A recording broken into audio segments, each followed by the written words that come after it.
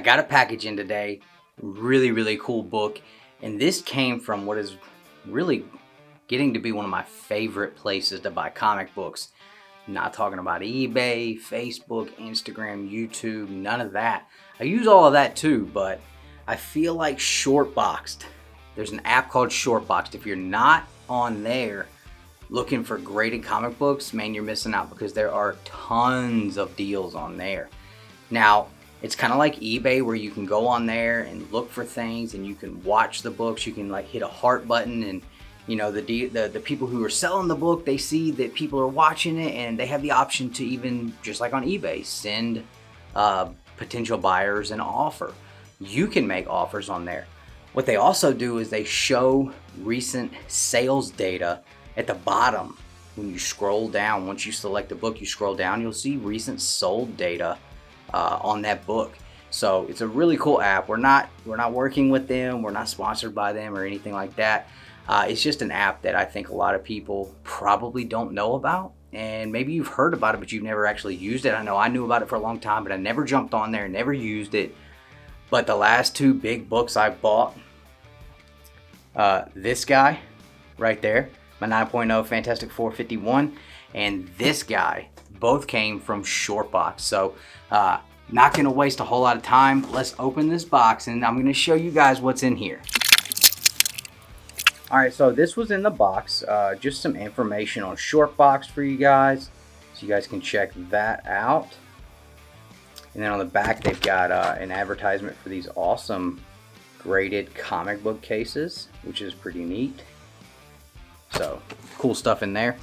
Now this book, something cool that Shortbox does is if you purchase a book that is over $1,000, the seller must ship that book to Shortboxed so that Shortbox can inspect it to make sure that the item is as advertised, and then they will ship it to you. So that's something I think is really cool. Now it kind of sucks because that's an added step in between you paying for and receiving the book. However, I bought this book on Sunday night and the seller was from North Carolina.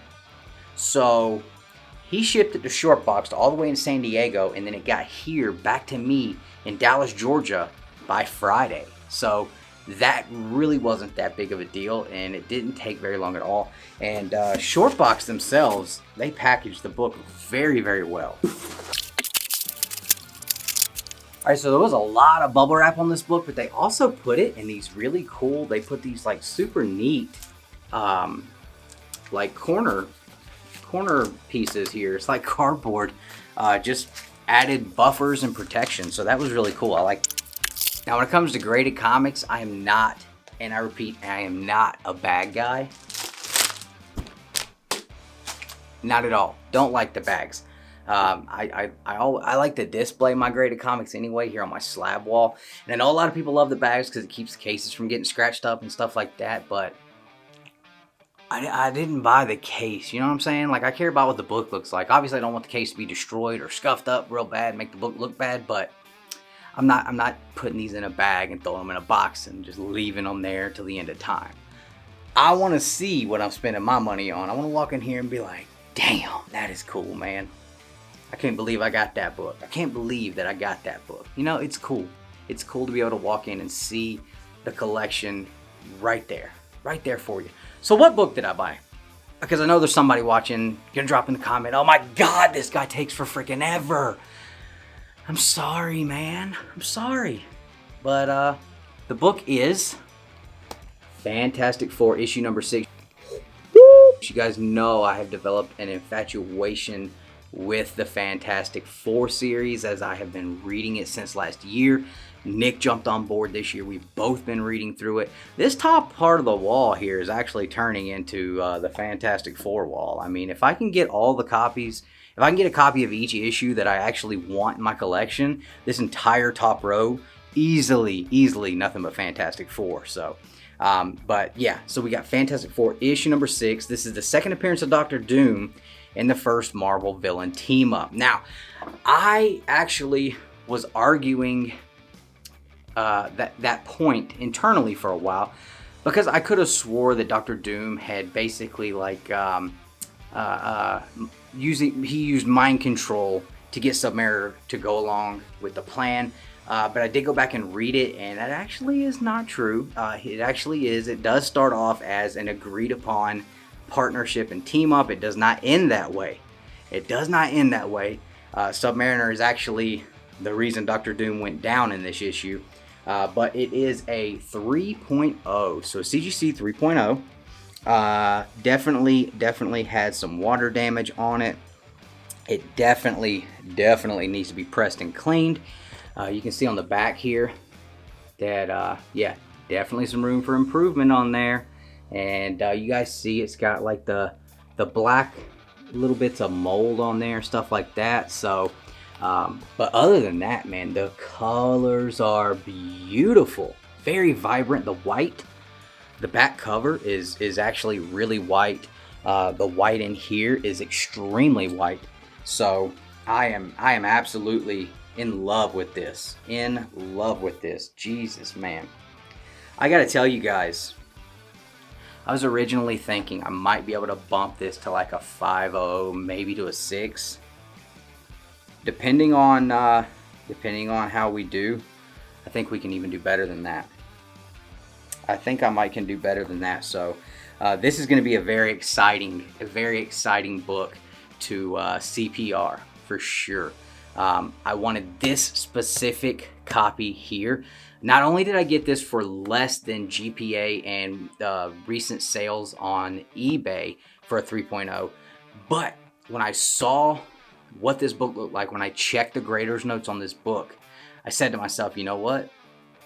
I can do something with that. I can definitely do something with that. There's no doubt in my mind that I can crack this book and improve the grade on it. Now, is this book something that I bought just to CPR and sell? Originally, no. But given the fact that I haven't worked very steadily since like July, June, it may end up being something that I have to part with at some point.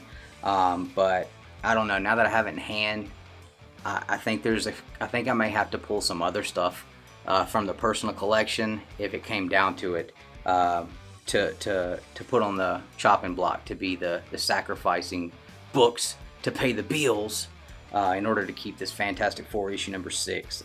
Because man, I'm telling you guys, you can't tell through this camera lens and through the plastic how nice this book really is.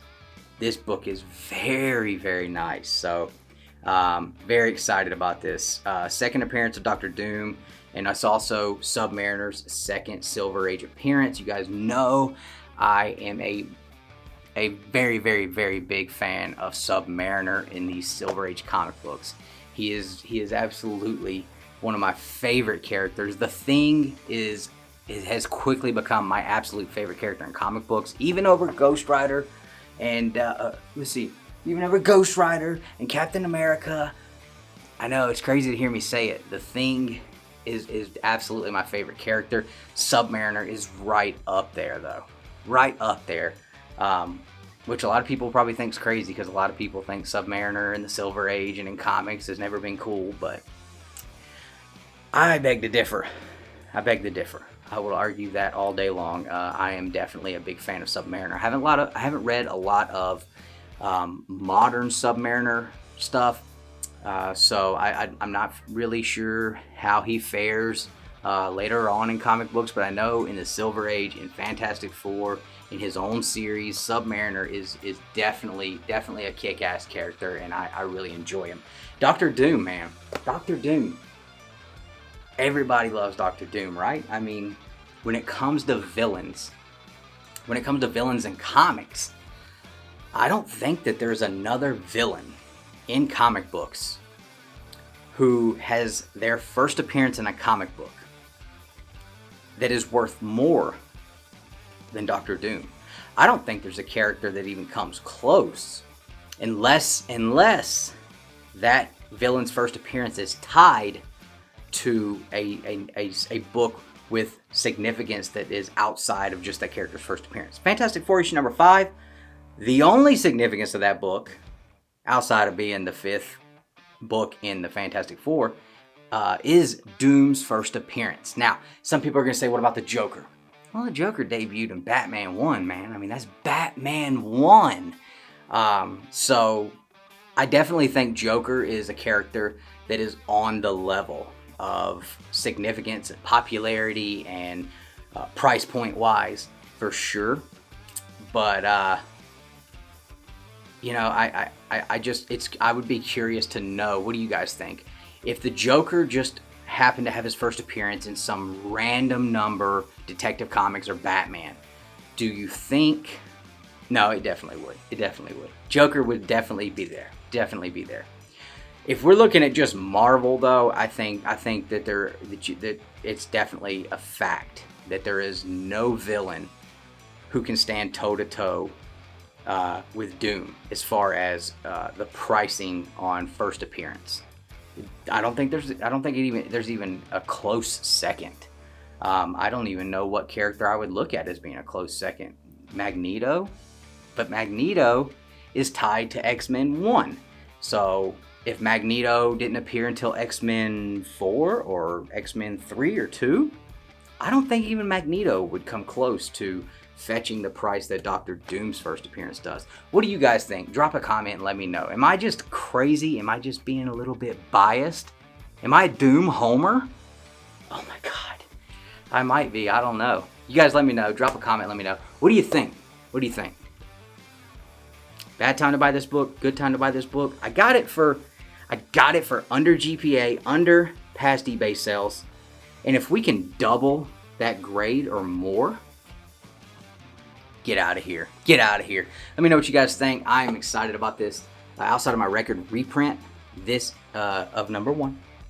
This is absolutely the lowest number Fantastic Four I own. I do still want to get a number 2 and a number 3 and a number 4 and a number 5 and a number 7 and a number 8 and a 10. I want all of them. I would love to put together a 1 through 10 run of Fantastic Four. I would love that. Now, I probably would just have to be content with my Fantastic Four number 1 Golden Record reprint. I don't know how the hell I would be able to manage getting a number 5, but that would be, and I don't do runs, but if I was to say that I had a Grail run, it would be Fantastic Four. I would say 1 through, I don't know, 1 through 30 maybe, 1 through 25, something like that. 1 through 30. I would say 1 through 30. 1 through 10 being the absolute Grail run. But if I was going to take it further than that, I'd probably go to 30 because there are some issues between 20 and 30 that I really, really liked. So that for me would be the ultimate Grail run. But make sure you guys keep an eye out on the Comic Book Chiropractor Instagram page to see what happens with this book. And if you're looking for a presser or cleaner, please consider letting me be the one to make sure that your books are in the absolute most prime condition that they can get in before you send them to be graded, or before you just put them back in those boxes where you collect all your books, because prime condition is your best friend, especially when we're in a slump on prices like we are right now. You know, the condition is everything. So you know, if you don't have someone you use for pressing and cleaning, I'd love for you to reach out and let me answer any questions or concerns you may have, and just give me a shot. So I definitely would appreciate that. I'm turning out a lot of books, having a lot of great success with it, and I love whenever I'm getting these books to customers and they do their unboxings and they see the grades on their books and they're blown away. They're excited. It's, you know, some of them are getting higher grades than they thought. It's just a really cool feeling to be able to make people happy in that way. So I've really enjoyed working on these books. It's something that brings me a lot of peace of mind while I'm doing it. I'm able to block everything else out and just concentrate on what's right in front of me.